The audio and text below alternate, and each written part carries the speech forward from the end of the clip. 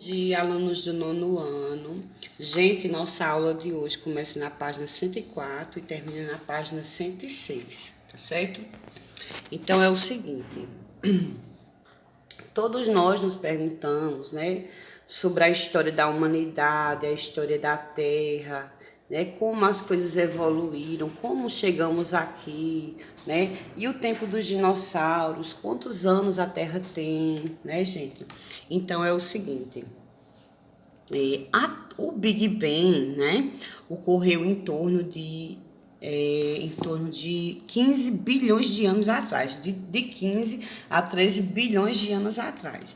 E o que teria sido esse Big Bang? O Big Bang foi uma grande explosão, ou seja, todo o material existente no universo estava englobado num lugar só. E ele explodiu e virou tudo que existe hoje. Então você pode se perguntar, mas o universo é muito extenso, como é que era isso? Gente, a matéria, como a gente vê em química, ela tem espaços vazios, né? Então os átomos, eles têm espaços vazios. Então, toda a expansão do universo foi se expandindo e está se expandindo até o dia de hoje. Até o final dos tempos, de toda a consumação dos séculos, vai estar em expansão, tá certo? Então, a nossa Terra, ela surgiu em torno de 4,5 bilhões de anos atrás. Essa é a idade da Terra. Então, como é que a gente sabe, né, que já existiu dinossauros? Como é que a gente sabe a existência, a evidência de que eles existiram? Então, a gente vai chamar de evidência, tá certo? Então, o que seria evidência? Evidência é uma prova física. É uma prova que você não pode negar a sua existência. Por quê? Porque vão existir os fósseis. E fósseis, gente, vem do latim, que significa extraído da terra. Ou seja, os fósseis, eles nada mais são do que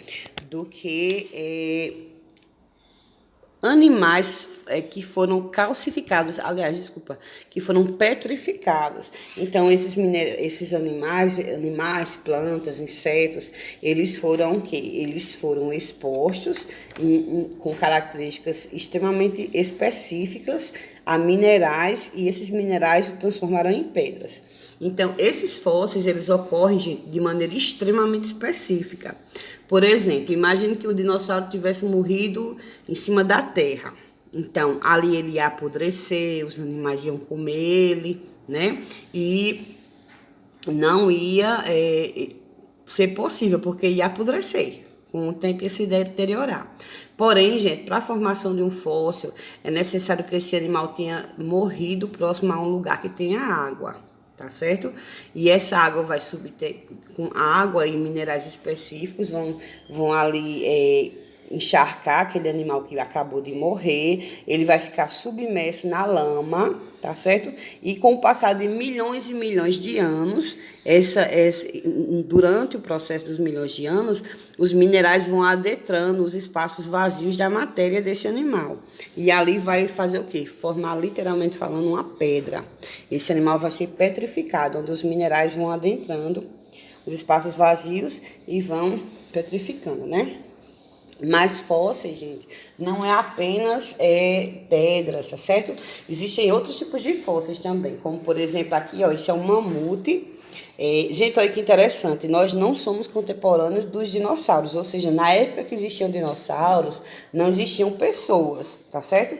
Mas nós somos contemporâneos do mamute. Tá vendo? Aqui, mamute é aquele grande elefante, que não é um elefante, é um mamute, que tem aqueles dentes bem grandão e eles são peludos. Então, aqui é um mamute encontrado numa geleira, tá certo? Aí, aqui também, tá vendo? Aqui é o âmbar. Aqui é um inseto da era pré-histórica que foi fossilizado nessa pedra. Então, o que é que essa pedra é? Essa pedra, gente, ela é resina de árvores. Então, no decorrer de milhões de anos, ela fica petrificada, né? E, por acaso, nesse momento aqui, um insetozinho ia passando por perto e ficou fossilizado, tá certo? Aqui a gente vai ver os fósseis de pedra, que são os mais conhecidos, né? Ó, aqui é de um peixe, né? Olha, aqui é de um dinossauro. Aqui, ó, gente, inclusive, fósseis não são apenas o animal em si fossilizado, mas até mesmo vestígios de sua passagem na Terra. Como, por exemplo, nesse momento aqui, a gente vê pegadas de um animal que ele ia passando nessa pedra no momento que ela ainda estava pastosa, né? Porque a gente sabe bem que as pedras, a gente sabe que existem os vulcões, né? E os vulcões expelem ali os minerais sob forma de magma. Esse magma se solidifica e vira pedra, né? Então, aqui nesse momento que esse animal ia passando, ela estava ainda quase fria, mais mole, né? Então, ficou o vestígio da evidência de que um animal passou aí. Gente, as pessoas que estudam essas épocas, né, dos dinossauros, a transitoriedade do tempo, são os paleontólogos. E a paleontologia é o que? A ciência, é o estudo das coisas antigas. Tá vendo? A gente tá vendo aqui paleontólogos estudando, né? Cavando, analisando, tá vendo? Animais pré-históricos gigantescos, né? Outra coisa interessante, gente, é que o tempo ele é dividido de maneira é bem incrível essas divisões. É o seguinte: existe o período pré-cambriano. O período pré-cambriano não existia vida, certo? Na Terra. Aí depois vamos ver o período cambriano, que foram os trilobitas. Trilobitas eram animais que tinham 3 estruturas no corpo, certo? A cabeça, o tronco e a pelve, certo? Eles eram 3 partes. Aí foi surgindo outros indivíduos. Aí, nessa época era a era paleozoica. Aí depois veio a era mesozoica. Nós estamos nessa era aqui, ó. A Cenozoica, nessa última aqui em amarelinho, né, que era onde surgiram os cavalos primitivos, os seres humanos. E existe, gente, evidências em todos os lugares dessas épocas. Como, por exemplo, aqui a gente está vendo a sedimentação implícita na Terra. De quê? De que aí existiu em tempos diferentes quantidades de minerais, né, disposições de organismos. Então, quando os cientistas, os paleontólogos, eles vão estudando, cavando esses locais, então eles vão entendendo essas diferenças de tempo, estudando o que? As proporções, a quantidade de minerais, a quantidade de material radioativo, né, que eu já falei para vocês em outras aulas. Radioativo é um material que ele irradia, né, irradia partículas. Então, quanto mais partículas ele tiver do mineral, ele é mais jovem, né? Quanto menos partículas ele tiver, ele é mais velho. Por quê? Porque ele já emitiu muitas partículas. Então, esses animais, eles são datados, né, por datação de carbono. Isso aqui é um assunto bem complexo, a gente vai estudar no 3º ano, tá certo? Mas é chamado de isótopos radioativos, ou seja, pelo processo de degradação dos isótopos através de exames que eles fazem, eles medem a quantidade de prótons que tem e vão ver qual é a idade daquele indivíduo, certo? Daquele ser. Outra questão muito interessante sobre as evidências, né, são as semelhanças anatômicas. Então, observa, aqui tem colocar um homem e um cavalo próximos um do outro para a gente ver as semelhanças anatômicas, tá certo? Então, a gente tá vendo aí, ó, o fêmur na coxa, né? A patela do joelho, a tíbia, a fíbula, os ossos do pé, que é o carpo, o metacarpo, né? Do mesmo jeito vão sendo os membros superiores, a una, a tíbia, né? E aí, todos os ossos do ser humano, eles vão ser encontrados nos mamíferos, certo? Todos os mamíferos do mundo, eles são semelhantes, eles possuem semelhanças anatômicas. Vejam aqui, ó. Aqui a gente está vendo o braço de um ser humano, aqui a pata dianteira de um cavalo, aqui a gente vai estar vendo que a asa de um morcego, aqui vai ser a pata, a nadadeira de uma baleia. Lembre-se que a baleia é um mamífero, tá certo? Então, isso aqui, ó, são as evidências.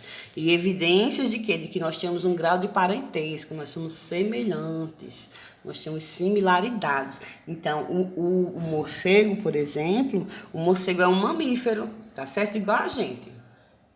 Aí, essas são as semelhanças homólogas, ou seja, elas são iguais, tá certo? Mas a gente vai ter também a analogia, que é o quê? Uma semelhança, elas são semelhantes, elas possuem semelhanças morfológicas nas estruturas, porém, assim, com a mesma função, né? Porém, são de origens diferentes durante a formação do embrião desses animais.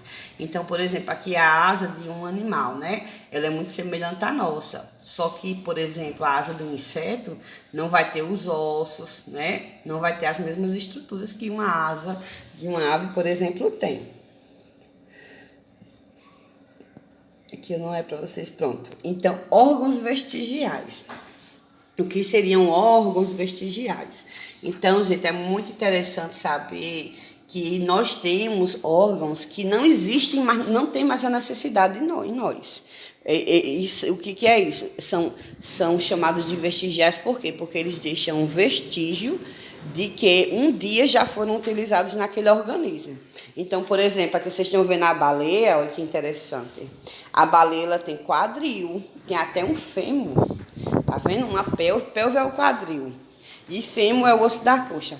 Então, a baleia anda para ter quadril, né? O osso. Gente, um dia a baleia, ela já foi um ser que andou sobre a terra.